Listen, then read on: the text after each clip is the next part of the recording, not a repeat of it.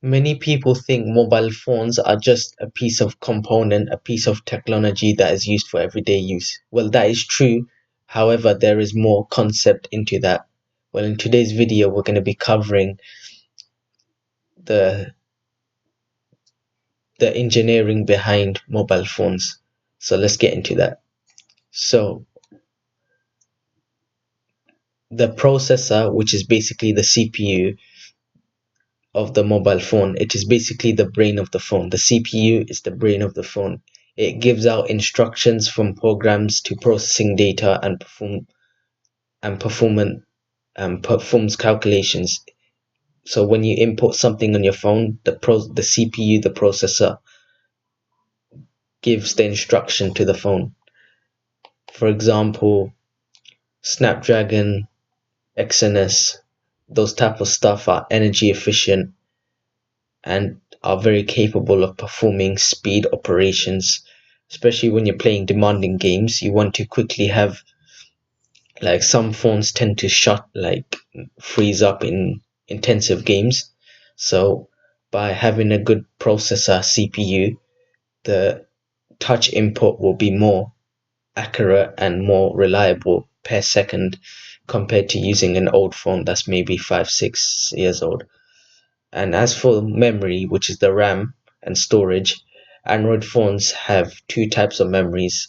The RAM, which is the random access memory, which is used as temporary storage, keeping apps and processes in the background while your phone is on. So you want to quickly access apps. That's basically the RAM. Most people typically like to close the apps and then open it again. I don't recommend you do that.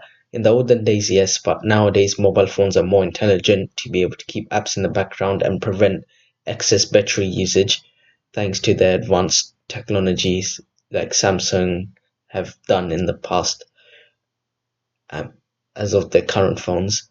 And internal storage is basically a storage where you store your apps, photos, downloadable stuff. And many type of Android devices have displays, for example, OLED or AMOLED displays, or sometimes LCD for vibrant colors, deep blacks, and low energy consumption, which is great for battery life. Lithium ion battery. Speaking of batteries, lithium ion batteries are used to power Android devices. The battery is a chemical energy that stores and releases energy to keep the phone running, such as the screen, the brightness, etc. Such as many phones, typically Android phones have 5,000-ish milliamps, although I wish it was bigger because many mobile phones tend to die quite quickly. And Android phones are equipped with multiple different sensors. For example, they can detect movements, like calculating your steps. They can detect rotation, detect magnetic fields, and all these things. And many Android phones have multiple cameras that captures photo and videos. They use different sensors and lenses that often quick. They have advanced features like stabilization and more if you go for the higher end and not the mid range like the A series. And some mobile phones have wireless communication, which is another thing to consider. And there's different types of operating systems as well related to Android. So yeah, those type of things to know. Some phones may support Wi-Fi 7, Wi-Fi 6, which if you have Wi-Fi 7 router, you may get the best speeds, especially with the latest Samsung phones.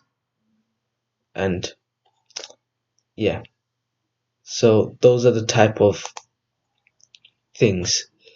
And also we're going to talk about machine learning and artificial intelligence. This is quite a trending topic in Android smartphones. For example, because AI is one of the innovations at the moment. So voice assistant, for example, Google Assistant uses machine learning to understand and process voice commands. For example, you do that.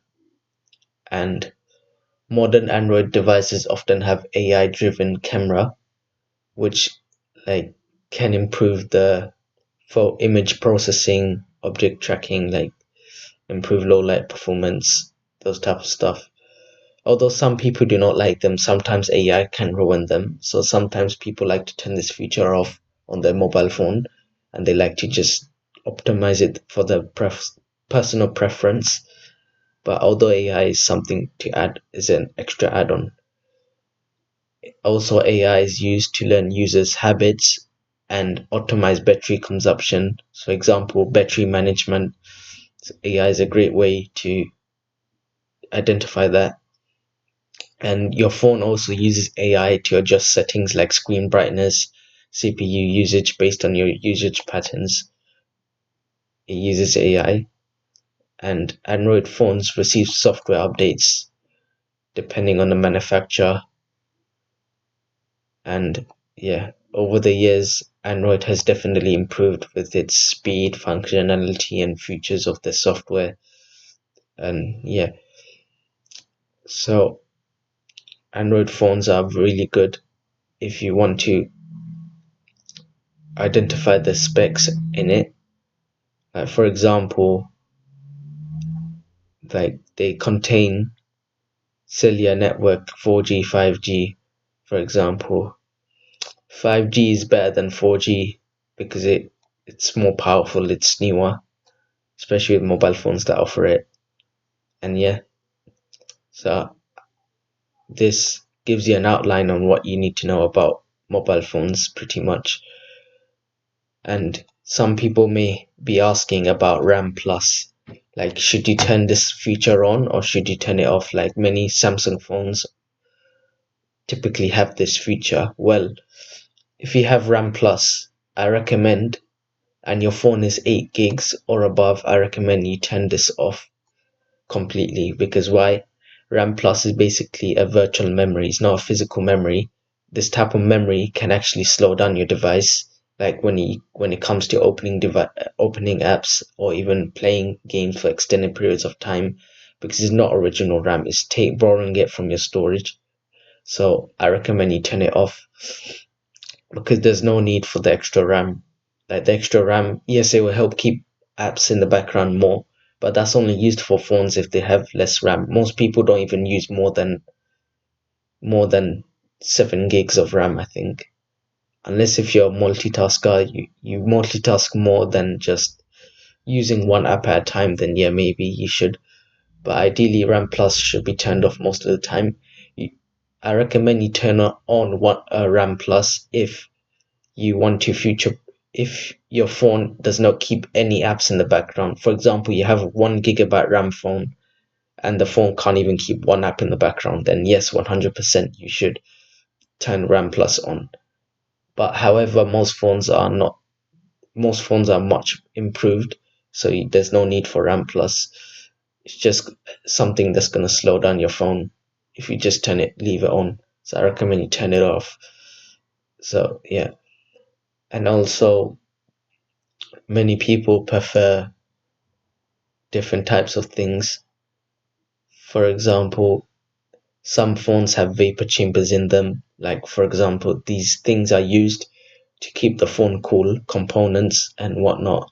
The vapor chamber is usually located behind the phone's battery to make the battery stay cool and healthy for the long run.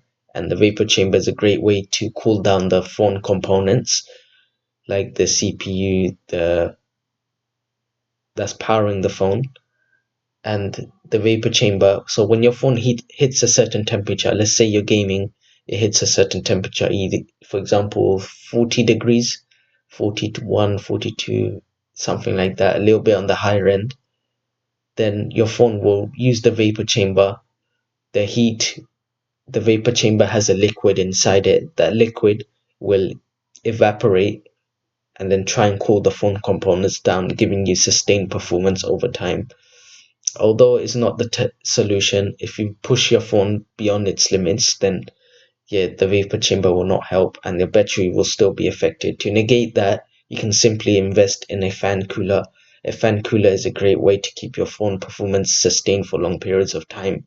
So that's what I recommend. So you can pretty much do that.